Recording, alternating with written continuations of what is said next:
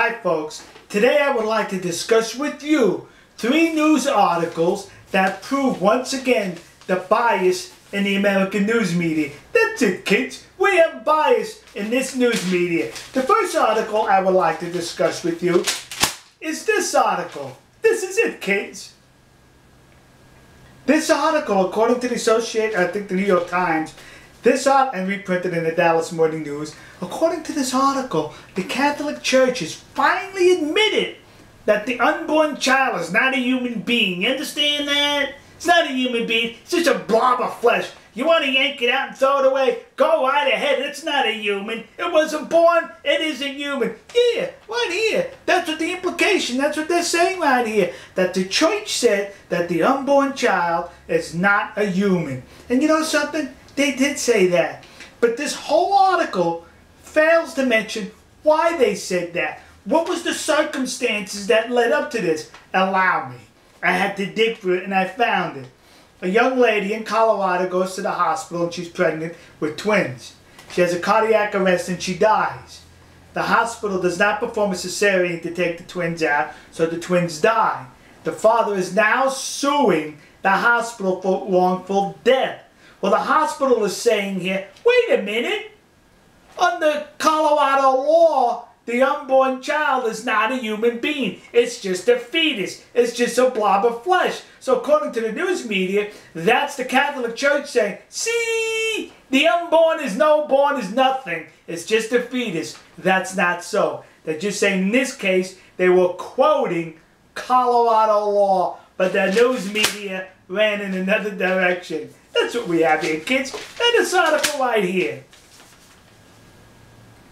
In the Dallas Morning News, guess what? The President of the United States of America, he can now execute murder known terrorists even if they're American citizens. He can order a drone attack on an American citizen who he says, the administration says, is in a terrorist group or part of Al-Qaeda. And it appeared on page 2 of the Dallas Morning News. Now let's go back to the Bush administration with the Patriot Act. On the front page for years, you're taking our rights away. You're listening in on our phone calls. Freedom is dead in America under George Bush. Yeah, want to listen to my phone calls to known terrorists overseas? The nerve, violating my constitutional rights. See? When a Republican is in office and he wants to listen to a terrorist phone call, that's wrong. When a Democrat's in office and wants to murder an American, no problem. Page 2. Now this next article, editorial in the Dallas Morning News. What they're bemoaning here is in some sections of Dallas, some zip code areas, that have a low success rate in education, they say, wait a minute, how come these certain zip codes in these poor areas are doing bad in education, where in other zip codes in Dallas, in the affluent areas, they're doing wonderful in education? There's something wrong here. We're not spending the money proper, like so says they. No.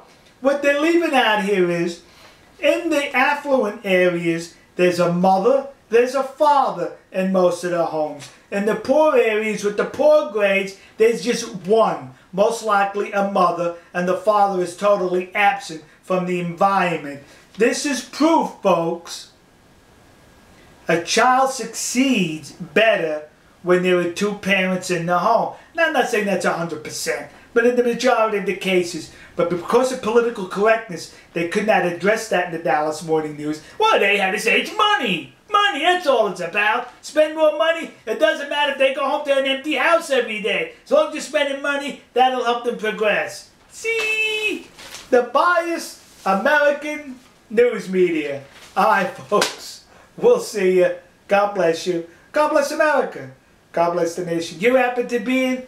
And I hope the nation that you happen to be in has a free and unbiased press. Because we certainly do not have that here in these United States of America.